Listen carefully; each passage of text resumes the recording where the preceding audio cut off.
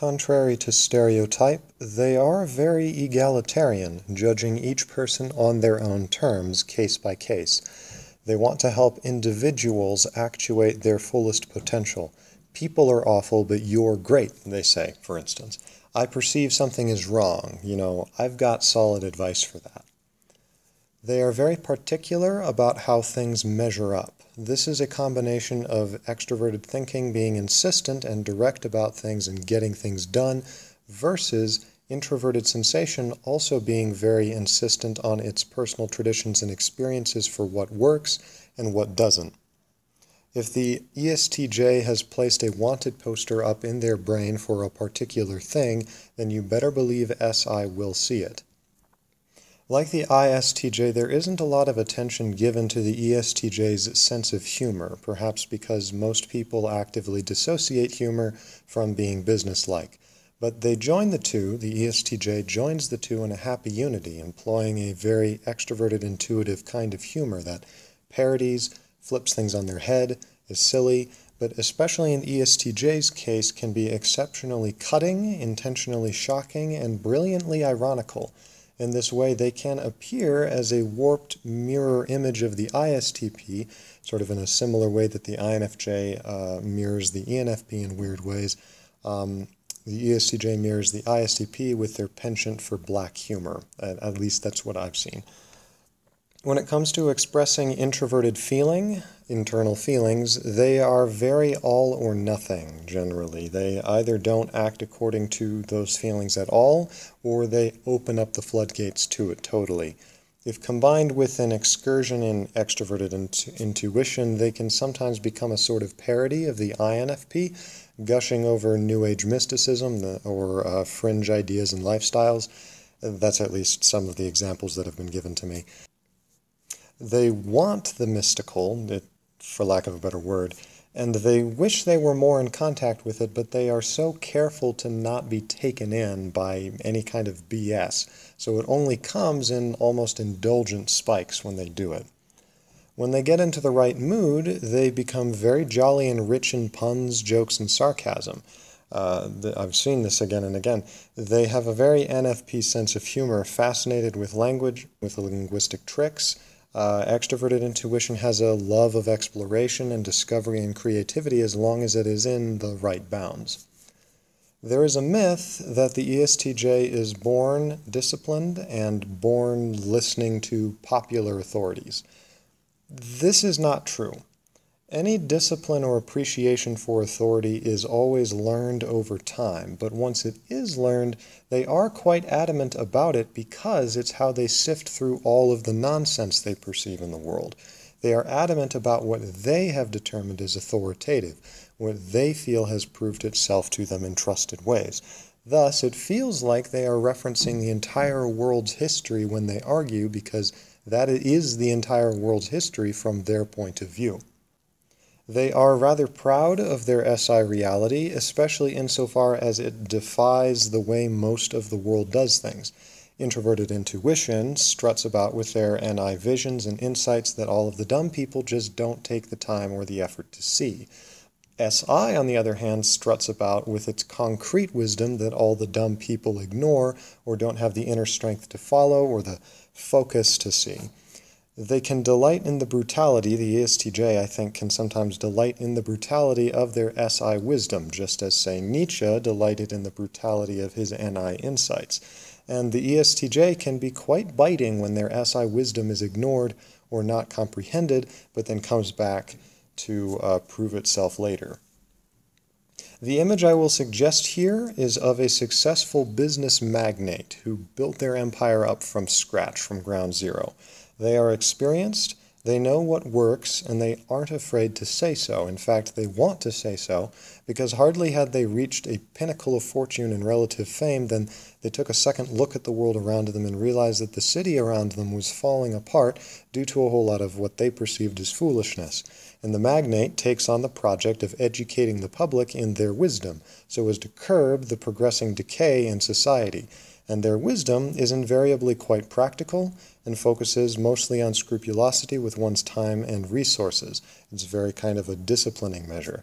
Now they teach classes and seminars on how to be successful, or at least how not to fail so hard, or at the very least how to pick oneself up and start again.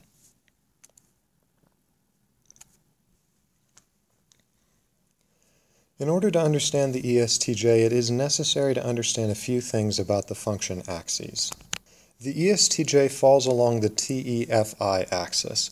It is my belief that this axis is most similar to the SENI axis, and for the following reason. By the way, I am going to go on a little bit about the axes, but I promise that it will be tied directly into the ESTJ, and in any case it does relate very much to the ESTJ, so just bear with me for a bit. TE and SE are both, generally speaking, concerned with the, quote, brute facts. That is to say, they are extroverted, outwardly turned, and empirical or concrete as well. By that I mean dealing with what the thing itself just simply is. They are the most realistic functions, or at least aspire to be such, in the sense that they seek the most direct and unqualified connection with the outside world and place the most trust in that. This is why TE and SE types are stereotypically blunt or forceful, or known for having a certain presence to them, because they are always striving forwards towards things in the world, not letting any nonsense get in the way of actualizing reality, actualizing things. The opposite, or complementary opposites, of these two functions are FI and NI respectively. FI and NI are both introverted, inwardly turned, and interpretative or abstracting, that is, dealing with what the thing secretly really is underneath its boring appearance. And this is a perception or judgment that requires some imagination and creativity to perceive it or figure it out. They are therefore the most, quote, unrealistic functions, though only if one defines realistic as a concern with what bluntly appears to be the case. For FI and NI are in their own way both highly realistic, as all functions are, but they just don't accept the brute facts as the best representation of a thing. It's what's underneath, what's implied, what's deeper that really matters. When combined, TEFI and SENI form the dynamics of brute facts versus their secret implications. TE and SE apprehend, in their own ways, what bluntly appears to be, and this is passed to FI and NI, which interpret that data more creatively to find patterns and secrets and deeper meanings to things. As I will explain, both TEFI and SENI have what I will call an overall analog quality to them. By this I mean they view things in terms of waves rather than particles, as true curves rather than digital recreations. A true curve has infinite variability and a certain inscrutable indefinability, you could say. It cannot be broken down into smaller parts, but only understood on its own terms, either all at once as a whole or as an arbitrarily severed moment from the whole. For the analog view, the universe is made of Play-Doh rather than Legos. That's an image anyway. Now the reason that TEFI and SENI are both, quote, analog, then, is because SE and TE just simply take whatever information is given, severing a moment from the whole, you could say, and then NE and FI trace back all the connections into the greater whole in order to understand the data in all of its mystical fullness. It is not unlike doing a wave function for a given variable. The answers will vary infinitely depending on the specific situation. One is not referencing specific Lego pieces, but mutable lumps of clay that can be torn apart from each other in an infinite number of ways. TE and SE learn how to surf on this pure mutability, getting a general feel for its patterns and waves, which are further cognized by FI and NI in order to come up with a general mystical theory of the whole system. As you may have already guessed, FETI and NESI are the opposite of this. Rather than analog, I think that they are actually digital in the sense that I'll describe. Rather than being particularist, are taking each situation in its own terms and as a single expression of a great big mystical whole, FETI and NESI are instead universalist, taking each situation as an imperfect manifestation of an underlying principle or ideal, an attempt to conform to a general law rather than a law being made to attempt to conform to it. This is because SI and TI are both realistic, but still inwardly turned, meaning that they must construct for themselves an internal model or version of reality to which the outside world must be made to conform in order for them to understand it. You'll recall Kant, who, by the way, was an INTP, TI with tertiary SI. Very, very much this way. His whole theory is based on the notion of the outside world is conformed by the structures in our mind, and only then can we process it. Everything must be understood on the SI or TI type's terms and not the other way around. This is because, to FE and NE, the extroverted counterparts here, the world is a multiplicity of different terms upon which it can be approached and understood. FE revolves more around the possibilities of ethical action, of doing good by other people, while NE stays with just the experience of possibilities that would be really cool looking and satisfying if they actually happened. In any case, the question is which ethics or which epistemology one is actually going to choose or go with, or, actualize. That is, which terms will be accepted. This must be arbitrated by something other than FE and NE. It must be arbitrated by an internal law or principle, which is provided by TI or SI. For these axes, then, the world is not something brutally there, but is a multitude of possible theirs and heres and perspectives on it that call for the subject's discretion in order to sort through and find the truth. The only way to make way through this world without overstretching oneself is to strictly arbitrate between the possibilities. And the SE or TE type that only seems to see one reality is brazenly treating an arbitrary perspective, just one of these perspectives, as though it were the absolute truth, without taking the time to really analyze which one to get so gung-ho about. Hence, why the TI type, for instance, can come off as oblivious to some people because they have made up their laws of self-governance beforehand, and it takes a lot of convincing before they are willing to change them. Not because they are truly oblivious, but because, in a sense, they are too aware, and they are trying to maintain their own sanity by blocking out irrelevant material. It is the same story with SI types, just not so much in the realm of action as in the realm of pure thought, ideas, and views of things. So, what does this mean for the ESTJ? First of all, their dominant function is extroverted thinking. This means that the most conscious, dominant part of them is a concern with brute facts as they present themselves.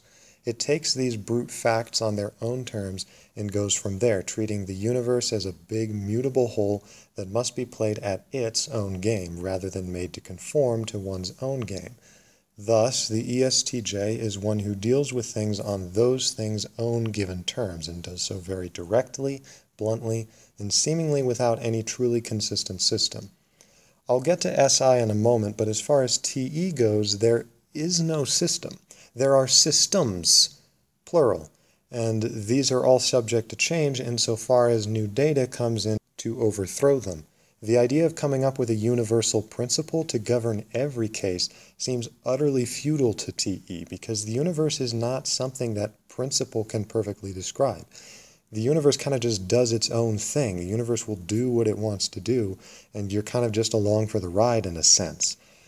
Principles always leave gaps where important details can slip through, for instance. Life is a true infinite curve, not a connect-the-dots picture. It's like trying to hold the ocean in with a fence. This is why TE is so concerned with, quote, the facts, because these, for it, represent pure information gleaned straight from the source, from the world itself, which by virtue of not having a universal structure, are actually a better representation of the world itself, which is essentially just there. It orients itself according to the facts in the same way a surfer orients according to how the waves feel at a given moment. Now, so far I have spoken of TE as being very similar to SE, but it is important to differentiate the two. SE is probably much better described as the true surfer. insofar as there is literally no structure at all. It is just taking it all in and reacting accordingly. TE, however, is more advanced in a sense than SE, because it is striving to categorize, label, and thus more actively understand the waves, but never to the degree of TI, which wants to conform the waves to their own personal system to understand it. TE is the experimental scientist tracking the millions of different wave curves with unflappable patience, and only then taking a general average from that data to work with. TE is coming to conclusions and pinning things down, creating categories and measuring sticks and so forth, not just experiencing, but seeking to understand as rationally as the world allows it to. What grounds TE, as we will discuss more later, is FI, its opposite, which sees behind these facts and empirical graphs a deeper underlying meaning to things, a fundamentally emotional or affectionate meaning that causes the heart to soar and the tongue to gush from its beauty. It is not apparent from the extroverted thinking surface, the TE surface, but the TE type always knows, however faintly, that there is something very important behind all of this, a grander whole that is almost the true drive and the goal that they're doing all this, and that sometimes overwhelms their soul with a sense of its incomprehensible beauty. This sense, as I've said many times before, is that fiery drive behind their TE machinations and calculations. TE is driven to accomplish, to understand, to figure out how to surf on the particulars so that the greater inexpressible whole might be accomplished or experienced, etc.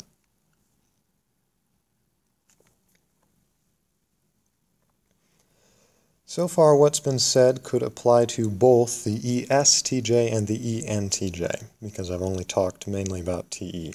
But at this point, SI, these two types diverge in a very important way. The ENTJ works off of the TE-FI and SE-NI axes, meaning that it is an altogether analog type, you could say. The ESTJ, however, is a hybrid between the analog and the digital. For although its extroverted thinking apprehends things as they are given and prefers no universal system, its very next function is SI, which is quite the opposite, as I've already discussed.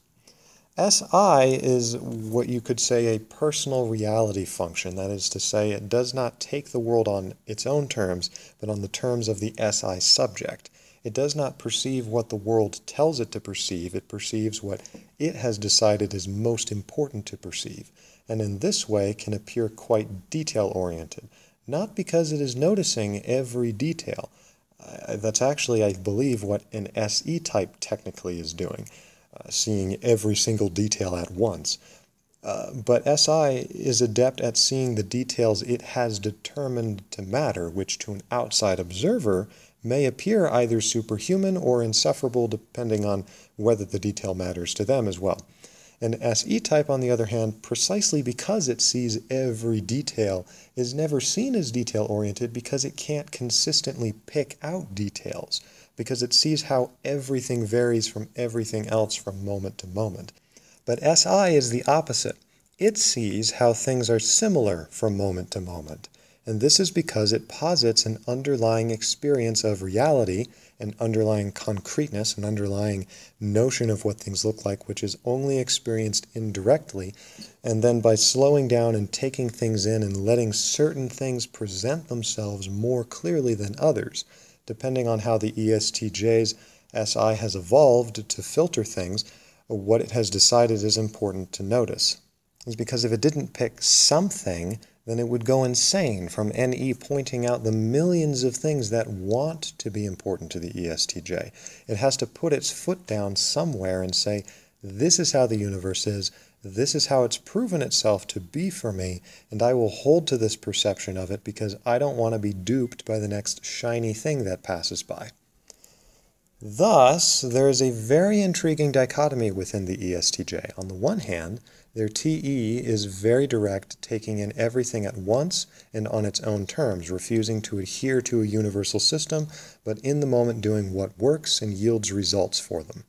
On the other hand, SI is very indirect, taking certain personally important things before others, taking things in on the ESTJ's terms, refusing to do anything but adhere to its universals, and perfectly willing to let immediate results go to the devil because in the long run, their SI worldview will prove itself as more fundamentally correct than any TE notion.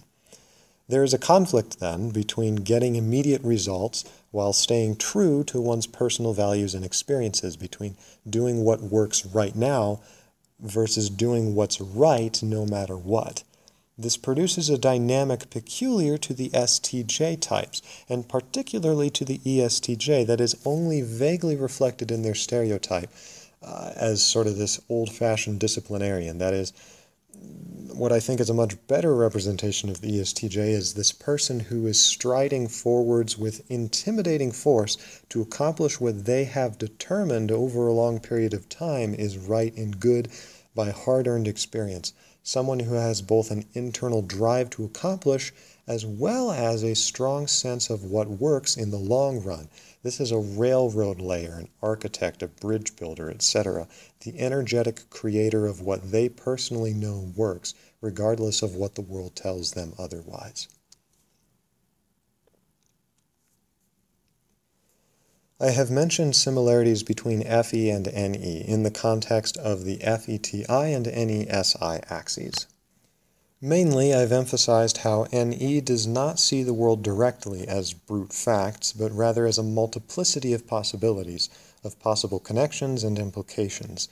Thus, the irony is that by virtue of their hyper-awareness to possibilities, they have garnered a stereotype of being stupidly cut off from possibilities.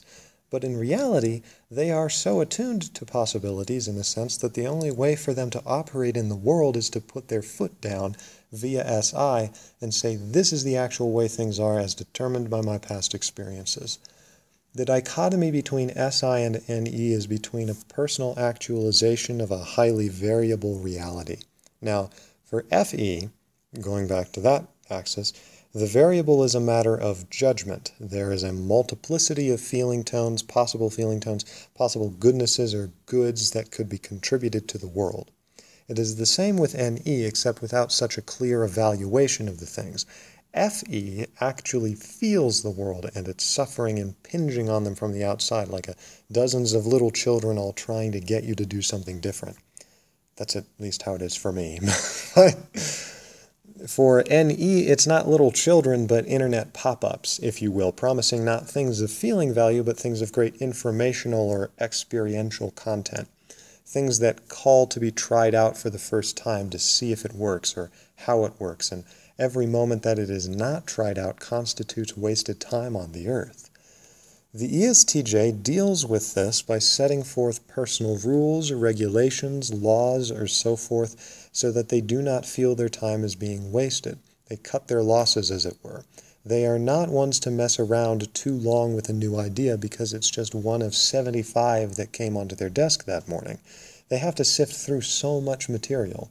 Thus, when an NI type puts down on the ESTJ's desk their highly personal idea, which they conceive as the mystical key to understanding the whole universe, the ESTJ just sort of says, ah yes, another one. Put it with the others, I'll get to them eventually. And that can be really frustrating. And I suppose to some even insulting. And this is probably where some of the bad rep has come from. Especially if the ESTJ then later says, after painstaking research, I've come to the following conclusion. And that conclusion is something that the NI type feels is just incredibly unsophisticated. How did it take you that long to figure that out is what they've told me when they've talked about this. But the truth is that the ESTJ is not an incredibly slow NI type. They are a tertiary NE type. And so you can't, it's just totally different. They aren't sifting through data to work out a general idea. They're sifting through general ideas to work out concrete data. So it should not be any surprise if their conclusions feel highly unspeculative and simplistic, because it is an SI conclusion. By its very nature, it's concrete and grounded. It's not meant to be this sort of intuitive thing. They perceive the outside world as just thousands of them. Now add to this the drive of TEFI to actualize something beautiful, and you've got a type that not only wants to bring about something great, but does so by systematically trying to call out anything that's wasteful in relation to that goal. For instance, they often want to help other people actualize their potential, something that I've noticed ENTJs often want to do as well. But the ESTJ does so by trying to help them cull through all the useless fluff or the distractions and set things in efficient order. This is TESI in a nutshell. It's your professional scheduler, your business life coach. Despite the fact that the ESTJ's NE is quite active in its tertiary capacity, NE is still readily felt nipping at the ESTJ's heels, as it were, trying to get them to go over yonder to check such and such out. There is a certain yearning to try more things out, to get a more encompassing grip on the world, to become just a little more aligned with the varied universe and all its unexplored possibilities. To a dominant NE type, such excursions on the ESTJ's part may appear both naive, but by no means vain. What feels like going out on a limb to the ESTJ likely seems self-evident to the intuitive type, but this is only because the ESTJ wants to make absolute certain that what they are proposing is legit and not just some random unjustifiable nonsense. They want to make absolutely sure that this branch isn't going to break under them. But now and then, the ESTJ will rather unexpectedly turn a switch, I think, and become almost ENFP-like in their energy, their excitement, and at least in my experience, their love of wordplay and silliness. One of my favorite players to play with in improvisational comedy, by the way, was an ESTJ. But he was an ESTJ that had matured to a point where their NE could become quite playful on the stage, and they were hilarious, and they just worked really well with the other players. It was really quite great.